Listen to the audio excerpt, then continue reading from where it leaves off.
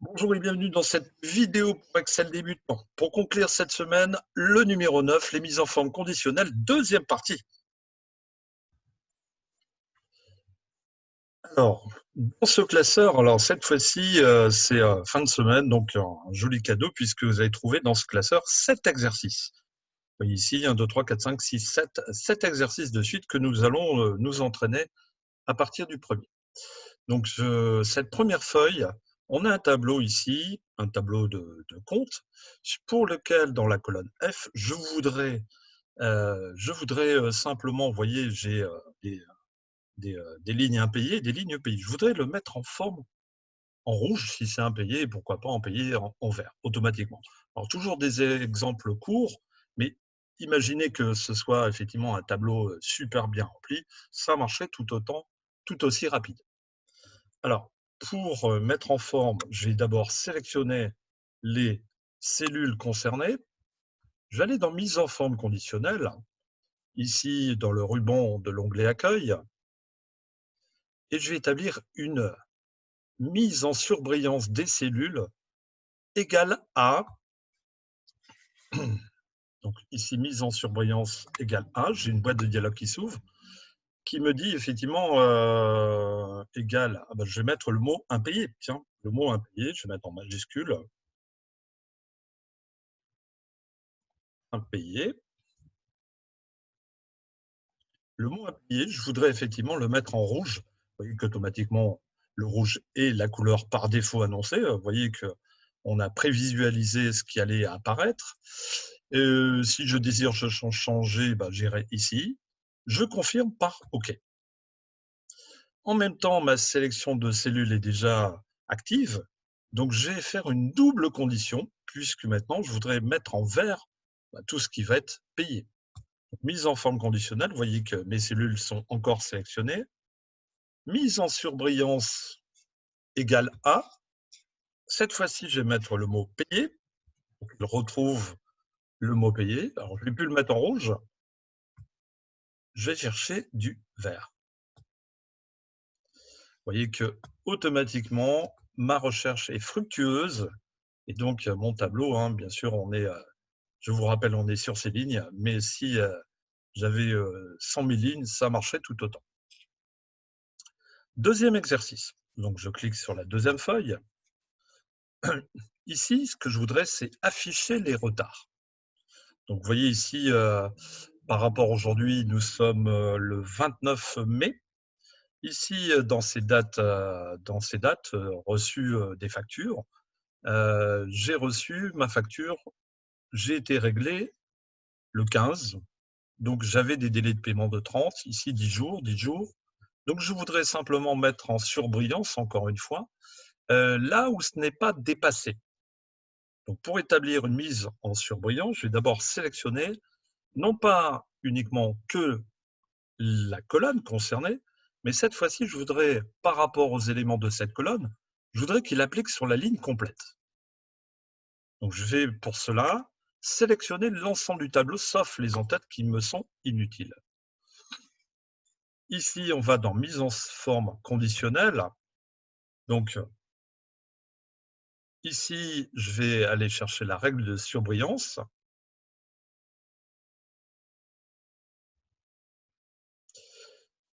Par contre, non, je vais faire une nouvelle règle. C'est une nouvelle règle pour laquelle je vais appliquer. Et je vais utiliser une formule. Donc, pour appliquer la formule, je vais l'appliquer ici. Alors, la formule, c'est une formule conditionnelle. Donc, on va écrire le signe égal. Donc, je suis en majuscule. On va mettre, voilà, on corrige. Aujourd'hui, alors, aujourd'hui, c'est une fonction.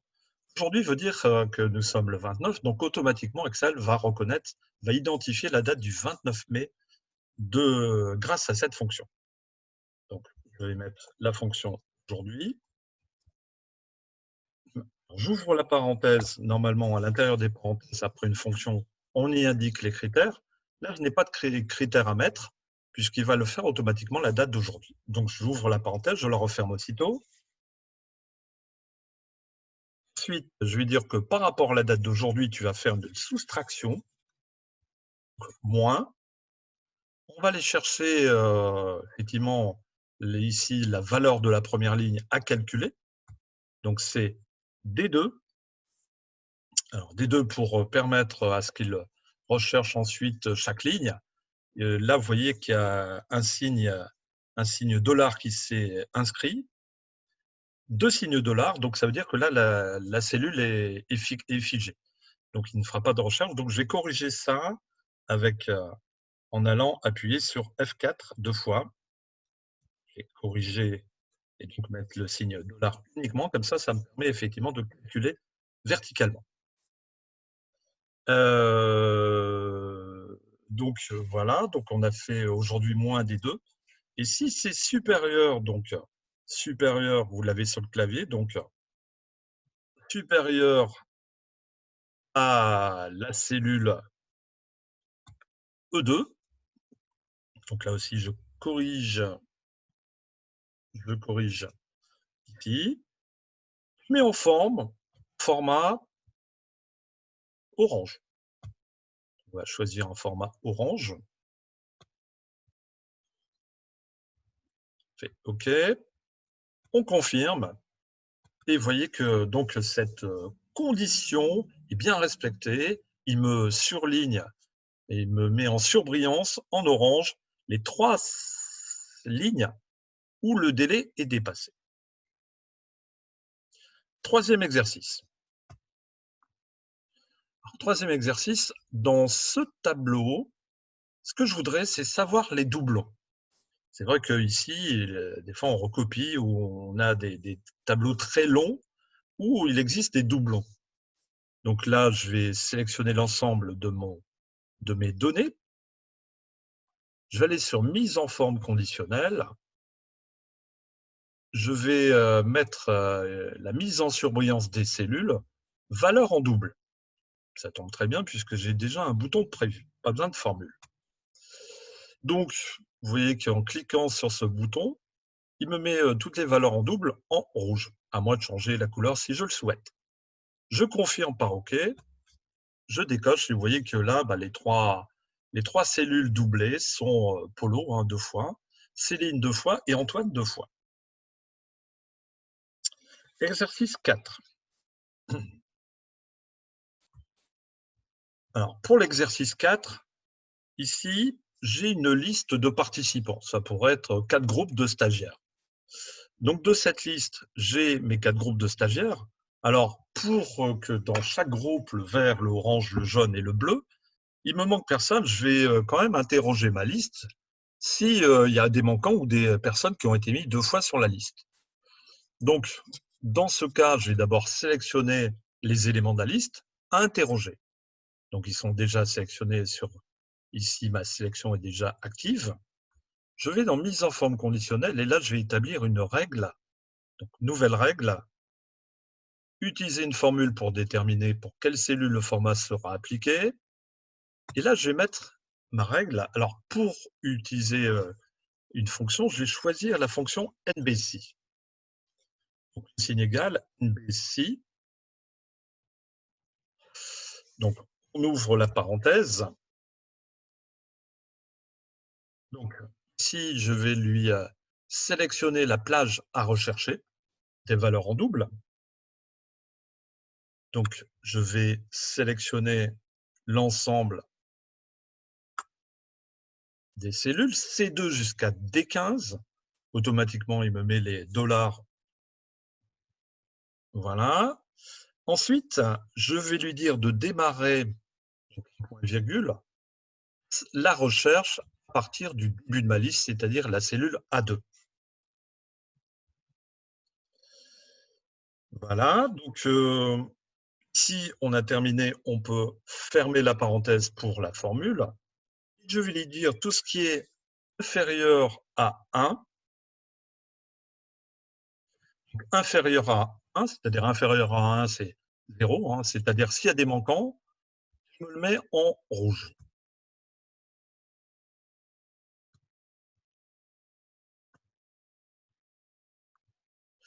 Effectivement, Pierre et Jean ont été oubliés dans les groupes. Vous voyez, donc, alors, comme on a vu dans l'exercice précédent, on va pouvoir faire aussi une recherche non pas des gens en double, mais des gens manquants, pardon, mais des gens en double. Donc ici, je laisse actif ma sélection de ma liste. Je retourne dans mise en forme conditionnelle. Donc toujours nouvelle règle, utiliser une formule pour déterminer, donc je sélectionne cette ligne, appliquer une ligne, une mise en forme aux valeurs, donc le signe égal, une BC, une B.si pour obtenir la fonction. J'ouvre la parenthèse, donc je sélectionne toujours les éléments pour constituer ma recherche, donc les cellules C2 jusqu'à D15.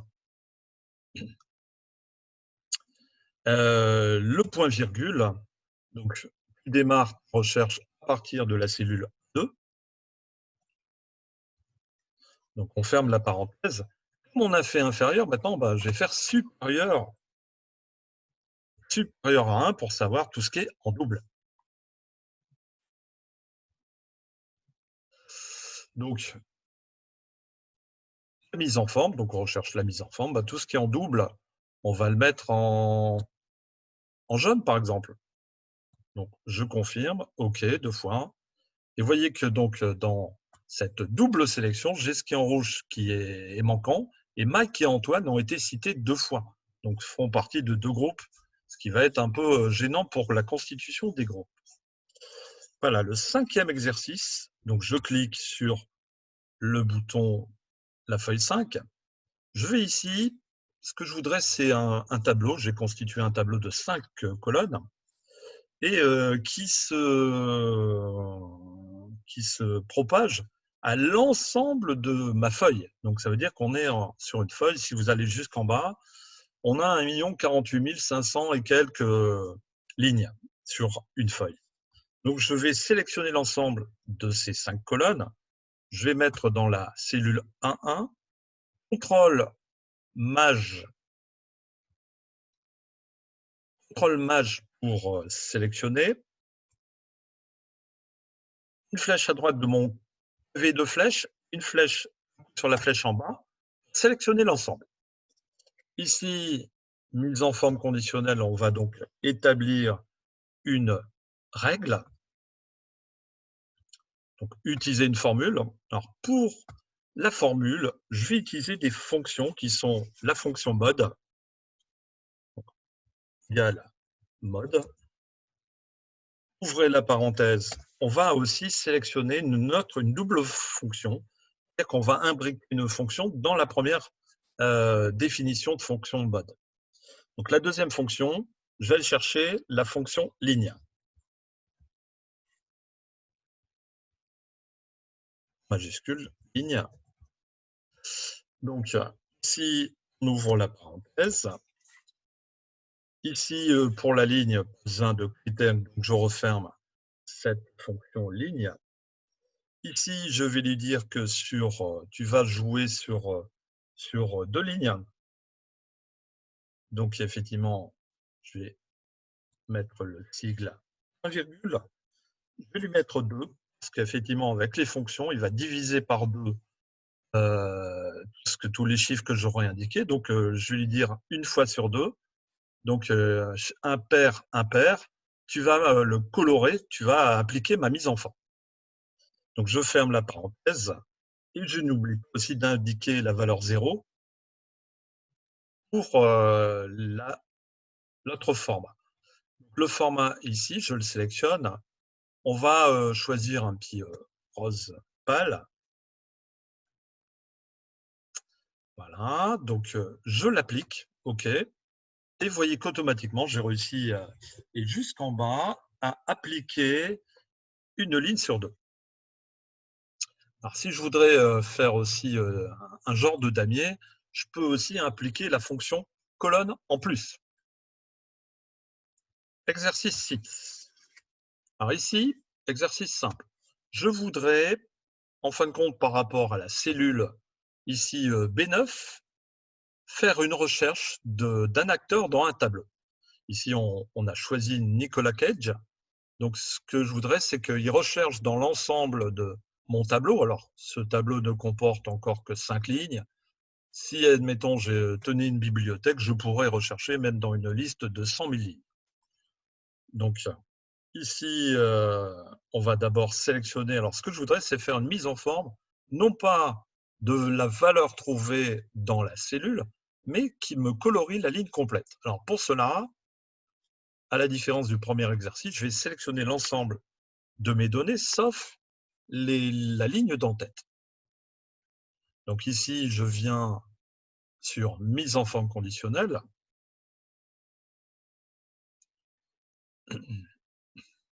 Donc, nouvelle règle, utiliser une formule, et on va lui dire que tu cherches. Donc, on va utiliser la fonction cherche. Donc, j'ouvre la parenthèse. Alors, tu recherches à partir de la valeur recherchée, c'est B9. Donc, je sélectionne B9. Un virgule. Je vais dire tu recherches, alors pas dans l'ensemble du tableau, tu recherches dans la colonne D2, à partir de D2. Si je sélectionne D1, ça ne marchera pas, donc je sélectionne à partir de l'ensemble de mes cellules que j'ai sélectionnées. Donc, cellule D2, que j'ai modifiée, sinon ça va bloquer la recherche. Les deux signes de $$ vont bloquer ma recherche verticale et horizontale. Donc, je le modifie en appuyant 2 fois sur F4. Un virgule. Et je cherche une valeur exacte. C'est-à-dire que si je mettrais un 0, il me rechercherait une valeur approximative. Donc, je finis par fermer la parenthèse. On va appliquer une mise en forme. On va choisir un joli bleu. Et je confirme 2 fois mon tableau par la mise en forme. Donc, il a retrouvé efficacement Nicolas Cage dans ce film Ghost Rider. 7e et dernier exercice. Ce que je voudrais ici maintenant, c'est qu'on a un tableau sans ligne, sans bordure et sans couleur. Donc, ce que je voudrais, c'est appliquer à certaines bordures que je vais d'abord sélectionner. Donc, on va commencer sur la première ligne. Ne ratez pas la première ligne. On va sélectionner avec la touche, avec le clic gauche, en maintenant le clic gauche, et je déplace ma souris. Pour maintenir la première sélection, parce que là, la ligne 8, je n'ai pas la sélectionnée, pour maintenir ma première sélection, il faut appuyer en même temps sur la touche contrôle. Donc, le clic gauche, je fais une double sélection, manipulation, et ma troisième sélection. Voilà, donc, ces cellules sélectionnées, je voudrais maintenant le mettre dans un format bleu et avec des bordures. Donc, je vais aller dans mise en forme conditionnelle et mettre une règle. Donc, utiliser une formule.